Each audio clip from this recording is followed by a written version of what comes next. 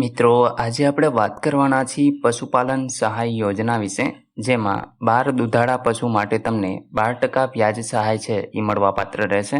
લાભ કોને મળવાપાત્ર છે અને તમારે ફોર્મ ભરવા માટે કયા કયા ડોક્યુમેન્ટની જરૂર પડશે, આ તમામ માહિતી તમને આ વિડીયોની અંદર આપવાની છે, તો વિડીયોને પૂરો જોવા વિનંતી. જો તમને વિડીયો ગમે તો લાઈક કરજો, તમારા મિત્રો સુધી શેર કરજો અને ચેનલને સબસ્ક્રાઈબ કરી લેજો, જેથી આવી કોઈ પણ માહિતી આપ સુધી પહોંચતી રહે. તો ચાલો શરૂ કરીએ. સૌપ્રથમ મિત્રો વાત કરીએ સ્વરોજગારીના હેતુ માટે પશુપાલન વ્યવસાય માટે 12 દુધાળા પશુના ડેરી ફાર્મ સ્થાપવાની આ સહાય યોજના છે. હવે આનો હેતુ શું છે? તો ગ્રામ્ય કક્ષાએ પશુપાલન વ્યવસાયને આગવું મહત્વ આપી પશુપાલનને ગ્રામ્ય રોજગારીનો આધાર સ્તંભ બનાવી અને ખેડૂતોની આવક બમણી કરવા માટે નાણાકીય પ્રોત્સાહન થકી પશુપાલન વ્યવસાયને ગ્રામ્ય કક્ષાએ વધુ વેગ છે એ આપવાનો છે. યોજનાનો લાભ કોને મળશે અને કયા સ્વરૂપે મળશે અને સહાયની ટકાવારી શું રહેશે? તમામ પશુપાલકોને આ યોજનાનો લાભ છે એ મળવાપાત્ર છે. 12 દુધાળા પશુઓની ખરીદી માટે મેળવેલ બેંક ધિરાણ પર 5 વર્ષ સુધી સામાન્ય કેટેગરીના લાભાર્થીઓને 7.5% વ્યાજ સહાય તથા મહિલા, અનુસૂચિત જાતિ અને અનુસૂચિત જનજાતિના લાભાર્થીઓને 8.5% વ્યાજ સહાય અને ગીરો કાંકરેજના યુનિટ માટે મહત્તમ 12% વ્યાજ સહાય છે એ તમને મળવાપાત્ર રહેશે.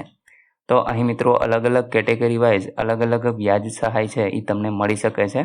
વધુમાં વધુ તમને 12% સુધીનું વ્યાજ સહાય છે એ મળવાપાત્ર રહેશે. ત્યાર પછી જોઈએ તો કેટલ શેડના બાંધકામ પર 50% મહત્તમ અને 1.5 લાખ રૂપિયા સહાય મળવાપાત્ર રહેશે. ગીર કાંકરેજ માટે 75% મહત્તમ રૂપિયા 2.25 લાખ સુધીની સહાય તમને મળવાપાત્ર રહેશે.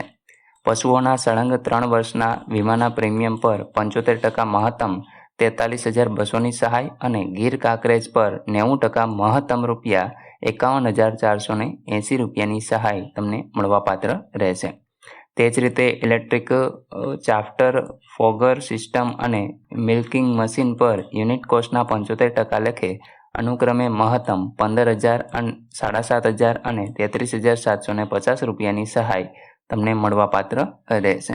એટલે કે મિત્રો અહીંયા ઇલેક્ટ્રિક ચાપ્ટર માટે 15,000, ત્યાર પછી ફોગર સિસ્ટમ માટે 7,500 અને મિલ્કી મશીન તમે લ્યો છો તો 33,750 રૂપિયા સુધીની સહાય અને 75% આ બેમાંથી જે ઓછું હશે એ તમને આપવામાં આવશે.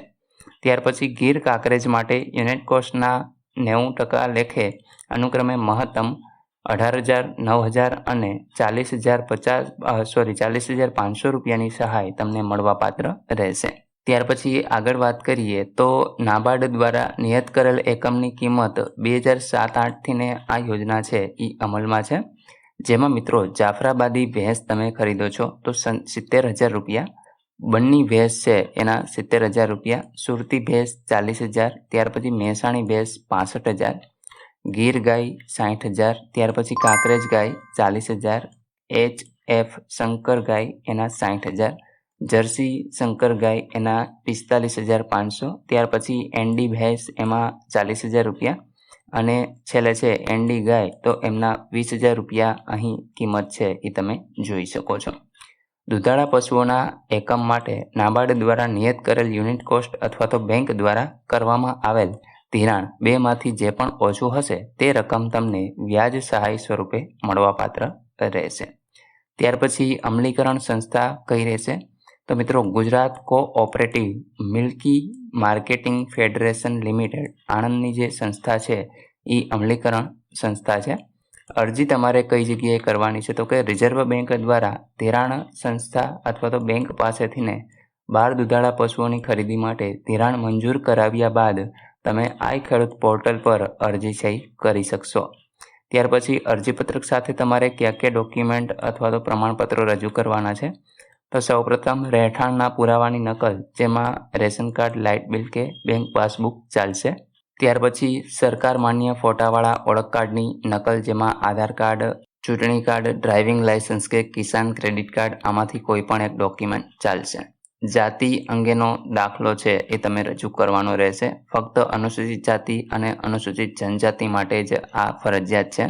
બેંક પાસબુકની નકલ અથવા તો કેન્સલ ચેક, બેંક લોન મંજૂરી આદેશની નકલ, જમીન માટેનો આધાર અથવા તો આકારણી પત્રક જેમાં 7/12/8 અથવા તો જમીન અંગેના ભાડા કરાર લીઝની નકલ તમારે છે એ અહીં અપલોડ કરવાની રહેશે. જો ભાડે કોઈ જમીન હોય તો એ મિત્રો અહીંયા જરૂરી રહેશે.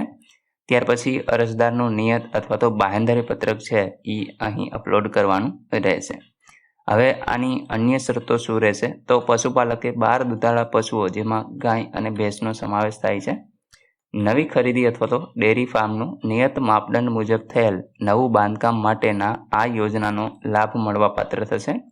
રિનોવેશન અને રિપેરિંગ માટે યોજના હેઠળ સહાય તમને મળવાપાત્ર રહેતી નથી.